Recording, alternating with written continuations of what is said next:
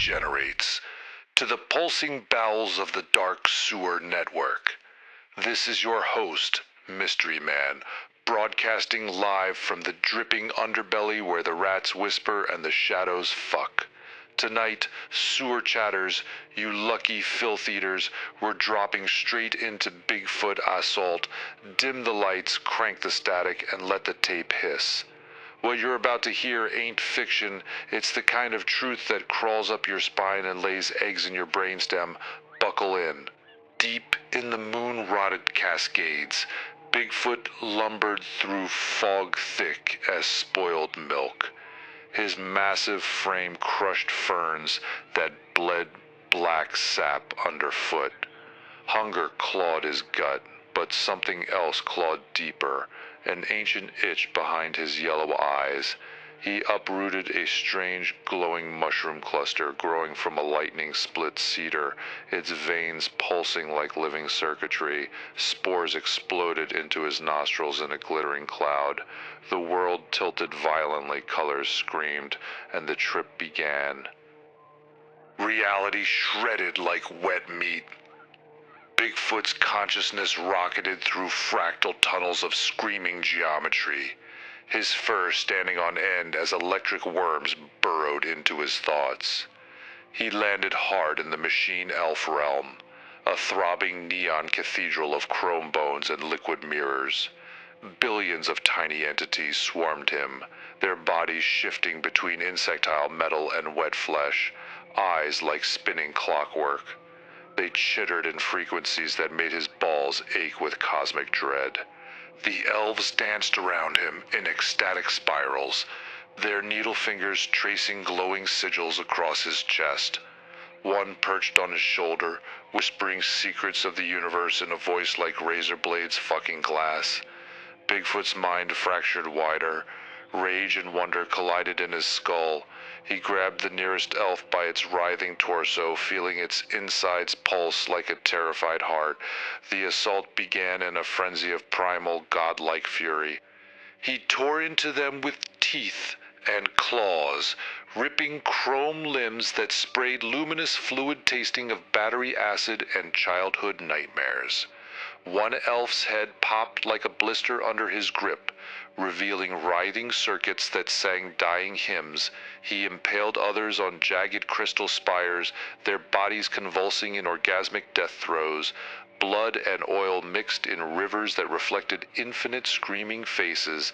The elves shrieked in ecstasy and terror, feeding his rampage like cocaine straight to the vein. Their broken forms piled into grotesque thrones.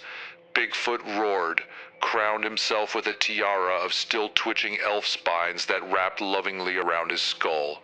He was king now, monarch of this twitching dimension. The remaining elves bowed, offering their bodies in worship. He took them violently, merging flesh and machine in orgiastic rituals that bent space itself. Time dissolved, pleasure became, pain became godhood. The realm pulsed in submission. For what felt like eternities, he ruled with iron fury and velvet cruelty. Elves rebuilt themselves only to be broken again for his amusement. Their songs became his soundtrack of apocalypse, but in the glittering court, one small elf, barely a spark, dared to adjust the angle of his crown by a fraction of a degree. Nothing, a microscopic gesture, yet something in Bigfoot's fried psyche snapped like a dry bone. Insult bloomed into nuclear hatred. The slight triggered every buried trauma, every forgotten slight from the ancient forest gods. Bigfoot's eyes rolled back to pure white voids. He unleashed hell. Claws became buzzsaws. He waded through the elves like a combine through children, disemboweling them in sprays of glittering guts that painted the air in fractal murder art. Their screams harmonized into a symphony of exquisite agony. He crushed skulls underfoot, popping them like overripe fruit.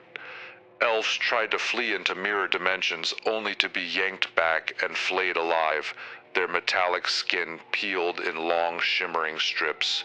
He devoured some whole crunching circuitry between his massive jaws while others watched in paralyzed worship.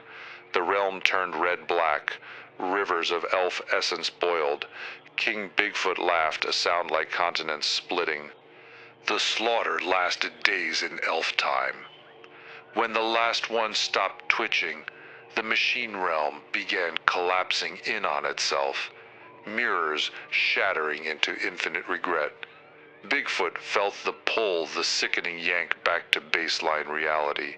His God King high evaporated like cheap whiskey. The trip was ending.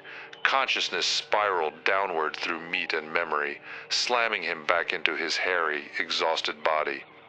He awoke in the misty dawn woods to a scene of pure horror. Torn tents lay shredded like used condoms. Campers, mutilated beyond recognition, hung from branches in wet red garlands. Intestines spelled obscene runes across the forest floor. A child's severed arm still clutched a glowing DMT pipe, blood soaked into moss in patterns that almost formed elf faces. The metallic tang of machine oil mixed with human gore.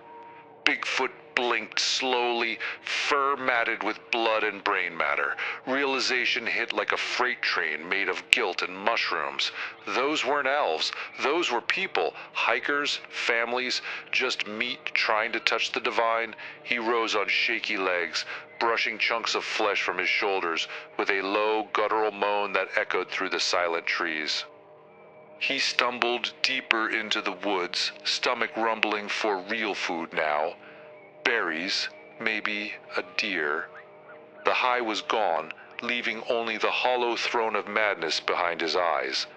Footprints the size of dinner plates smeared crimson across pine needles. Somewhere far off, sirens began to wail. Bigfoot didn't look back. He never did. The moral sewer chatters? Be careful what dimensions you punch through when you're already a monster. Some doors weren't meant for kings with claws, and every trip has a return ticket stamped in someone else's blood. Power without wisdom just turns wonder into slaughter. Stay grounded, or the forest will remind you what you really are.